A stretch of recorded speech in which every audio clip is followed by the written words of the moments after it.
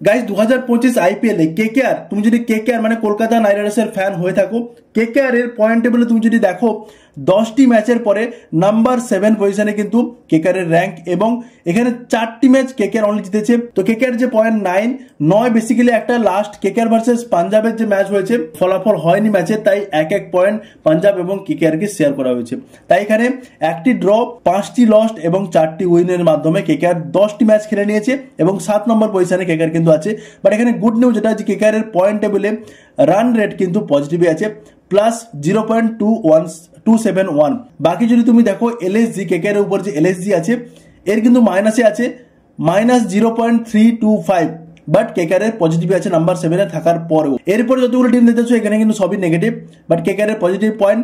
তো আপকামিং যে 4টি ম্যাচ কেকেআর খেলতে যাচ্ছে, দুটি home match KKR versus RR 4 মে এবং কেকেআর ভার্সেস সিএসকে 7 মে। তারপরে আউট অফ হোম মানে কেকেআর ভার্সেস এসআরএইচ 10 মে হায়দ্রাবাদ স্টেডিয়ামে, এবং আরসি ভার্সেস কেকেআর যেটা হচ্ছে 17ই মে ব্যাঙ্গালোর স্টেডিয়ামে। তো এই দুটি ম্যাচ কিন্তু ইম্পর্টেন্ট হতে যাচ্ছে। তো এই 4টি ম্যাচে কিন্তু কেকেআর কে পজিটিভলি জিতে নিতে হবে, তাহলে কিন্তু কেকেআর নাম্বার 3 বা নাম্বার 4 নম্বরে পজিশন করে নেবে।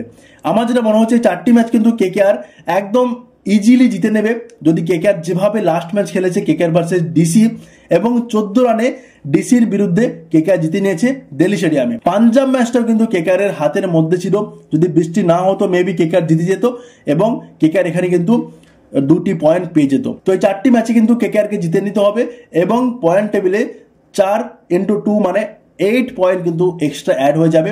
তাহলে অ্যাড হওয়ার পরে 8 পয়েন্ট যদি অ্যাড হয়, কেকেআর এর বর্তমান পয়েন্ট 9 + 8 হয়ে যাবে 17, যেটা মিনিমাম কোয়ালিফাইয়ের জন্য 16 দরকার। ওখানে 1 পয়েন্ট বেশি থাকলে কেকেআর কিন্তু 17 পয়েন্ট পেলে নাম্বার 4 বা নাম্বার 3 তে পজিশন করে নেবে। এবং তো প্রথম যে স্টেপ, কেকেআর কে কিন্তু 4টি ম্যাচ, আপকামিং 4টি ম্যাচে কিন্তু প্রতিটা ম্যাচ জিতে নিতে হবে এবং পজিটিভ হইতে। তো তোমরা কি বলছো জানিও ভিডিও নিচে কমেন্ট করে, কি কেকেআর প্লে অফে পৌঁছাতে পারবে না পারবে না, এবং তুমি কোন টিমের সাপোর্টার ভিডিও নিচে কমেন্ট করো। Thank you so much guys.